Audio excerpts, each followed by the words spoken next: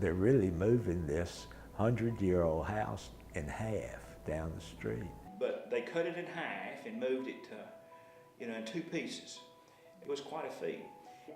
It was an event that those of us who lived in Oxford at that time will never forget. In 1963, Oxford witnessed something few towns had ever seen.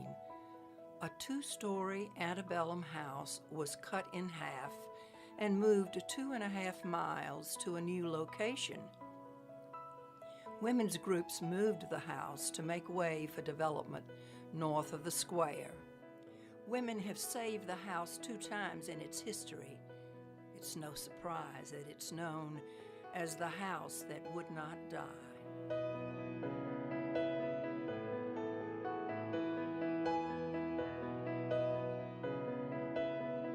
For more than 100 years, the big white house stood just north of the square. Its style, Mississippi Greek Revival. It was built just before the Civil War by master builder William Turner. Many families lived in it, but in 1963 it was owned by Hassel Smith. He had arranged to sell the house to Ole Miss to be used for visiting dignitaries. So my father signed the contract with Downtowner Motor Inns that we were going to build this. Well, this was the spring. This is the summer of 1962. And as we know, the fall of 1962, the Ole Miss crisis. And through that, the university had to write us back and say, I'm sorry. They had no money. It was going to cost, by their estimate, $25,000 to $30,000 to move the house onto the campus and do the necessary repairs. Oxford feared the worst. They couldn't have predicted that women would lead the charge to save the house. That's exactly what happened.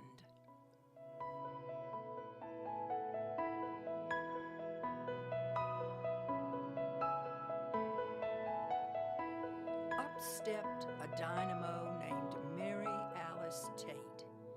In her mind, the house would be saved, and save it she did. There wasn't a man who dared to say no to her. She was a can-do spirit, and she always quoted the scripture that if you speak to that mountain and say to it to move, that she had spoke to this house and told it to move. Lynn Wells portrayed Mary Alice Tate in a Spirits of Oxford production. My perception of her was that she was a large woman, but she was not. She was little, and but evidently very, very strong. And I don't want anybody's feelings to be hurt, but she was described to me one time as, well, people would cross the street when they saw her coming, simply not because she was rude or ugly or anything, but they knew they were going to be asked to do something else. So I think that she was always out there, always pushing for the good and the right that needs to happen. Hassel Smith gave the house to the women's groups, and Mrs. Tate went to T.E. Avent at Avent's Dairy to ask for land. Murray Avent remembers the story of his grandfather's contribution. I think grandfather, of course, Mrs. Tate and the women's clubs were trying to save the house every way they could. And Mrs. Tate knew she knew who to go ask, she really did. She came to grandfather, and grandfather promised to donate these 2 lots here, which is really the highest point of all of this neighborhood. As you can see, he meant it to be the focal point, the centerpiece, the crowning touch, so to speak, of this neighborhood. But Miss Tate, she knew to go to grandfather, and she's a grand hero in all this because she wouldn't let go, she wouldn't quit. Well, she was a very genteel woman as long as everything was going her way. But when it wasn't, you knew it. So it was interesting to see her. She could be so many places at one time, you would think, how does she do it? She was determined that that house would be saved, and she started a project all of her very own to raise the money and convince the powers that be that this house could be moved and could be saved. I suppose she slept at night, but I'm not real sure because every encounter with her, she was just so talkative and so animated and loved Cedar Oaks and loved to talk about it. But Mary Alice at heart was a teacher. She loved people, she loved children. She was just sort of the grand dame of Oxford. Mary Alice Tate's granddaughter remembers her as an unstoppable once she got on a roll. She was a very interesting person. People would probably say somewhat eccentric, but I hear you laughing back there. But she was certainly, when she got on a roll to get something done, there was no stopping her. Niece Lucy Lynn Robinson called her Aunt Bebe. There's no way you can explain Aunt Bebe. She was unique. A unique character, and then sometimes she was crazy about something. She was totally involved in Cedar Oaks. Oxford Eagle editor Nina Goolsby took the campaign to the public in column after column. Soon all of Oxford was involved. The house was being moved to land that had been owned by William Turner, so in a way, this was a full circle journey. There were problems to be solved. First, how do you cut a house in half? Edwina Shankle's father was a master carpenter who worked on the project. And I thought, that must have been an awfully big saw my daddy used to cut that house in two. It was just more than I could imagine. I went inside to see how they were doing it, and they were literally there with saws and chainsaws and cutting the roof part and then the top part, and they pulled out in the street the right side, that side first, and went down the street. Then they came back and got the other one, and it was just an amazing feat, we thought. And it was open like a dollhouse. I mean, you could see they had removed all of the furniture, and then they put visqueen over the side when they started moving it, so you couldn't see it. But when they first, finished sawing it, you could see it, just like a dollhouse. Then, how do you get two halves of a house down a street lined with trees? So you had that canopy over the street, and you knew you couldn't get that two-story house down that street with that canopy like that. And then with the telephone lines and the electrical lines all going across the street, all this stuff had to be moved.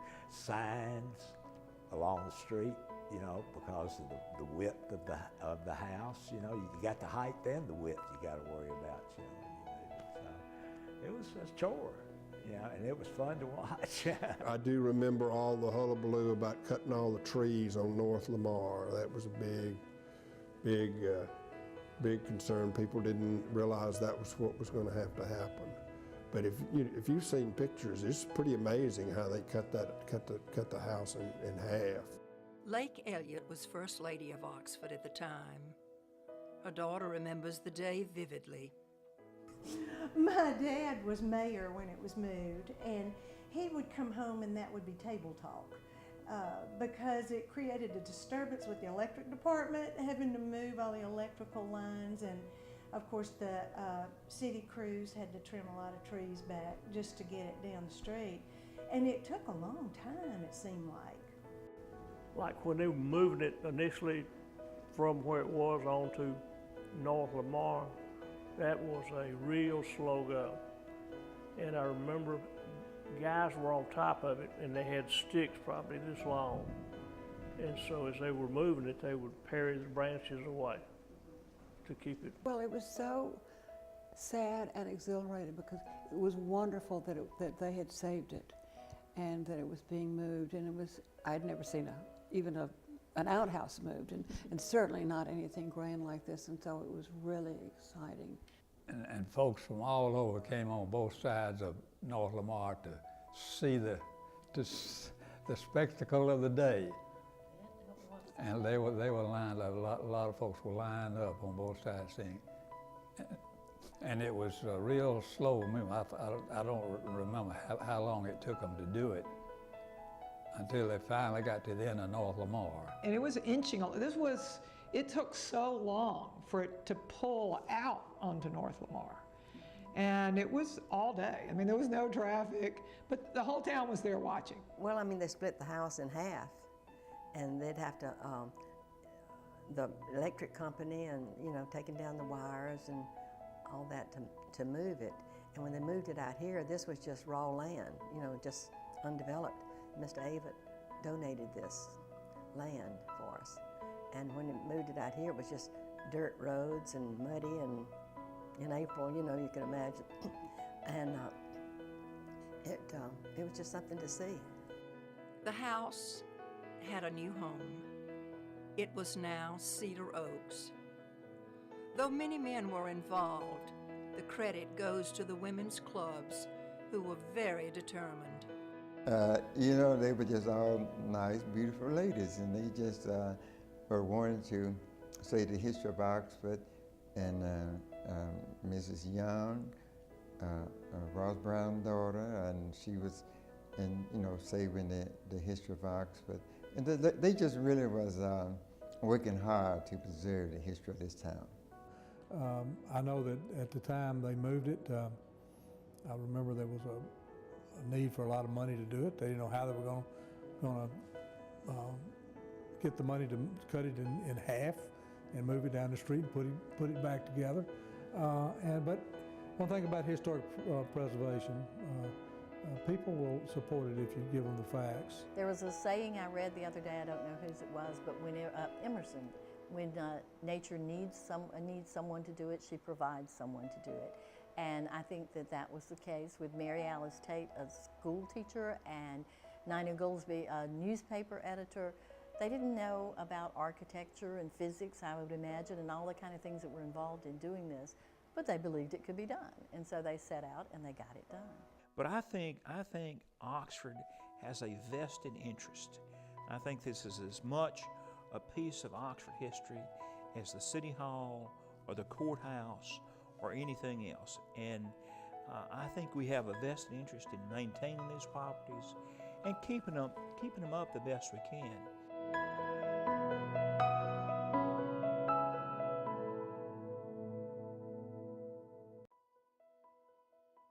William Turner built the house between 1857 and 1859. He was a self-taught master carpenter who left his mark on many Lafayette County landmarks.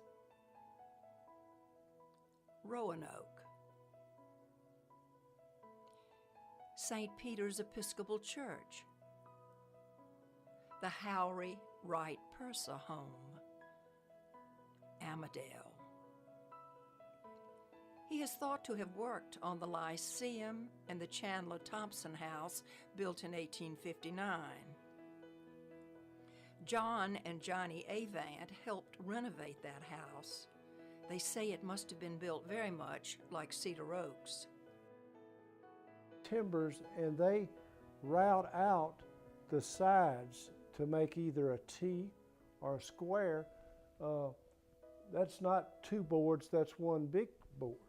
And that's pretty amazing for us to see stuff like that, because we're used to having power saws. Again, I think all this was probably brought to the site and sawed and built here. There was no lumber companies, I mean, somebody hauled logs, and there might have been a mill somewhere that sawed this stuff. This is a piece we found under the house that probably came out when they cut the door in '83. But this was an original mortise and tenon that they would have made in 1859. And the way that works is, the mortise is going to be the hole that's cut out in the board. And this is the tenon part. You see, this would have been like this. So this piece of the board actually goes into a hole that's made there, and if you'll look real close right here, you'll see a peg that was drilled through, And so when these two pieces fit together, the peg holds them. But there was a gathering tempest. The Civil War broke out and men had to go to war. The Union Army was in Oxford twice. Grant wanted to be stationed between the square and the telegraph. So he was down on Depot Street, and he put some of his officers here. But across the street on North Lamar, there was a giant oak there that they called the Grant Oak. And Grant would meet with some of his men up under that tree to give them orders for what he wanted to do while they were here. They were here from the 2nd of December to the 22nd of December. So they were here a good 20 days. And of course the Confederates didn't commandeer houses like the Yankees did. So when they moved into an area, they would pick some of the better homes. It was the Second Union Army invasion that was most devastating. The Union troops were determined to burn Oxford. Well, it was late in the afternoon on the August day that the Yankees burned the town. And of course, north of Lamar would have been the egress for them to leave the town. And Cedar Oaks and Amadale were set afire as kind of the last parting goodbye from the Yankees. But luckily there, in both of those houses, in the Pegues house, Amadale, and also in Cedar Oaks, the Turner family, they had relatives that was still there. The men had all left the town because they knew they would have been arrested.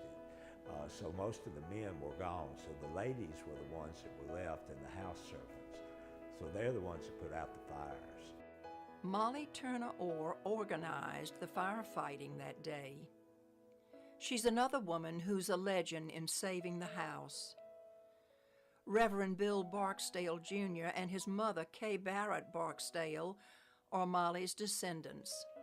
Since I know that my great-grandmother did live here for a while, and it was interesting that my Aunt Turner, who was the one who really was interested in the family traditions and legacies, that she was named, it never had occurred to me to ask why she was named Turner, and I think that's kind of neat that she has a family name, and we both have family names, so that's kind of nice. The Turners owned the house until after the Civil War. After that, it was owned by 5 other families, including the Matthews. Their 7 sons sang concerts on the Widow's Walk for all to enjoy. Beginning in 1920, it belonged to the Smith family. First, Myrtle and Walker Smith, then their son Hassel. They started Oxford Floral Company and built a greenhouse next to the house. Many children called the house home. There was a porch that went from here and around to that side door on the side over there. Alice Smith Neal spent her teenage years in the house. The floor is original. You got the pegs, the square nails that they did back in the 1800s. William Lewis Jr. has a copy of the Oxford Eagle from 1937. The two-story rectangular floor plan, which originally had a small columned porch. The porch is larger now, and the house varies chiefly in that it formerly had a large attic above the second story, with a short flight of stairs leading to a flat roof through a dark and mysterious way. This rooftop was encircled with a balustrade, and it was possible to view the surroundings from this lookout. And I've heard that from several sources. In early September 1963, Oxonians got their last look at the house in its original location. Besides Amadale, right down the street, Cedar Oaks just kind of jumped out because of the other houses that surrounded it. They were smaller, they were older houses, but they were smaller. And it just kind of took your breath away, the height and everything of the house. And it looked magnificent, really. An exciting house moving, a new site, and a remarkable future that might not have been. Two really times it should have gone, the fire in 1864 and then the Holiday Inn being moved in on the lot where it's at. So I mean, it took a lot of work to get it moved, and it was sort of a community project, and it was saving our past.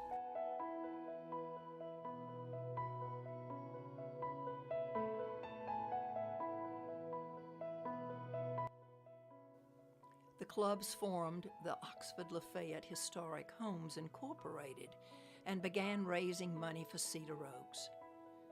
The first project was the Oxford Pilgrimage that lasted for 20 years. Historic homes all over Oxford were opened for the festival. The headquarters was Cedar Oaks. And people would just go through and they would ooh and they would ah, because the houses are so beautiful. They don't build houses this way anymore. And the antiques were so lovely. And there was a project almost all Oxford remembers: Easter eggs. Well, they were not only delicious, but we had several ladies who were very artistic. And so they would decorate with little flowers, maybe crosses, maybe Easter lilies. They were absolutely gorgeous. Just to give you for instance, I happened to come across this, and this was in March of 2001. And this shows that we had decorated 648, and we weren't through. For many years, the upstairs apartment was rented. Molly Ferguson lived there during her law school years. It was wonderful. It was quiet. I was in law school, so I needed quiet to study, and so it was great. And I could just come sit out here, and I spent a lot of time on the porch, just reading and studying and that sort of thing. So it was nice. I like quiet. Which led to all kinds of memorable events. Molly's friend, Gray Edmondson, proposed at Cedar Oaks. I started crying immediately. I knew it was about to happen. So. Yeah, she had been complaining pretty heavily that I don't want to do anything. I don't feel like it. I'm tired. I just want to take a bath and relax at home. And we had a couple of phone calls about you should probably, make this one. Make that happen. Lisa and Bobby Towery were married at Cedar Oaks. Having two of his grandmothers be actively involved in the preservation of this place, it was an easy choice to say, let's go to Cedar Oaks, because it was beautiful and we had an association with. But older houses require much money for upkeep, so the fundraisers had to come fast and furiously. Centennial Study Club President Linda McCormick had the idea for Spirits of Oxford. A variation was Spirits of Yoknapatawpha, the fictional county in Faulkner's novels. Its characters came from Faulkner. Chastity Nicole appeared in the 2014 production. Spirits of Oxford is something that I've always wanted to do. I've always heard about it.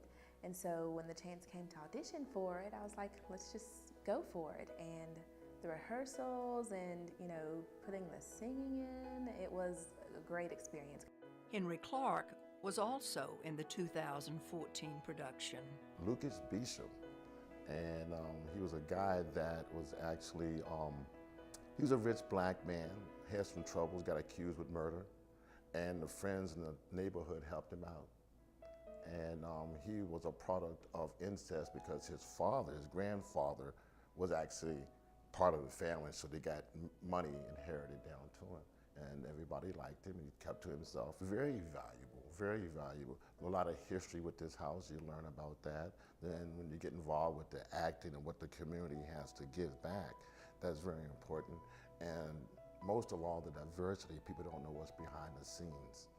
The diversity, I like that too. I was very receptive to what they was doing, and I like that a lot too. But history is expensive. Janice Miller was the last president of Oxford Lafayette Historic Homes.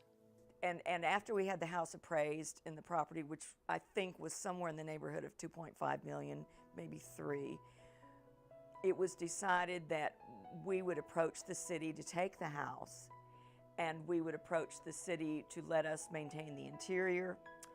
They would maintain the exterior and the mechanical workings of the house, but we would maintain the furnishings and the historical nature of the house. And so for the grand sum of $10, the city bought the house. Cedar Oaks is now managed by the city's Historic Sites Commission. There's a need in Oxford. There are not, this house, if it goes, we're not going to have any of these anymore. We're not going to have a house that General Grant was in, that survived the Confederacy, that has seen the history that this house has seen. And is that worth preserving? From my perspective, absolutely, because, you know, it'll never be again.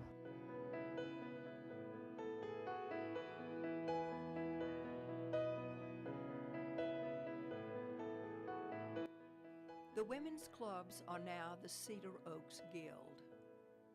The Guild raises money for improvements. Joel Little worked on one of the projects. This house is such a wonderful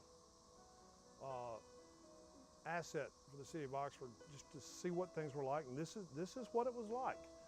I love that I'm looking at this siding right here. I love that it's a little on the ugly side. It's got alligator, it's got a million coats of paint, but you know what? That tells me that's as it was when the guys put it on there all those many years ago. Just to look at the house and the furniture in the house is a great value for the youth and the young people's coming up, because see, this house date back. And so you wouldn't find a house like this and with some of your furniture, with the antique furniture and all of this, and they could just see how people's living so many years ago. Oh my goodness, well I see the value of every old house in town, and I think there's no way that they should be, any of them should be torn down or even changed. It's just like that, they're wiped out and gone. Residents and visitors can visit the house and hear its history. Carolyn Lott is one of a team of docents from the Cedar Oaks Guild. You are so welcome to the parlor, because this is where all the guests who came to William Turner's home would have come first. Visitors can see William Turner's footstool and the place where the house was cut in half. They can see memorials to people who worked so tirelessly to save Cedar Oaks. Charlene Ott's late husband is one of those remembered. I'm going to say just not only strong Southern women, but strong women who come to this town and want to keep it the way it is, and keep it for history, and keep it for our children. Dorothy Lee Tatum owned Amadale for more than 50 years. Sadly enough, typically, of course, a lot of things have gone by the wayside because people just weren't thinking in those terms and all, but all at once I think people begin to wake up, and you know that many things should be preserved, kept, and taken care of. I think Cedar Oaks, the saving of Cedar Oaks, the restoration of Cedar Oaks, I think that was the genesis and that was the rebirth of the heritage movement and efforts in Oxford and in Lafayette County. The women who accomplished that, you know, through the generosity of people like my grandfather, they realized that why stop here? Let's keep going. Let's see what else we can do. And that's when they came up with the great, and it was at that point in time, the pilgrimage and other things like that in terms of honoring these old houses and making them really the centerpieces of Oxford back then, of Oxford's heritage.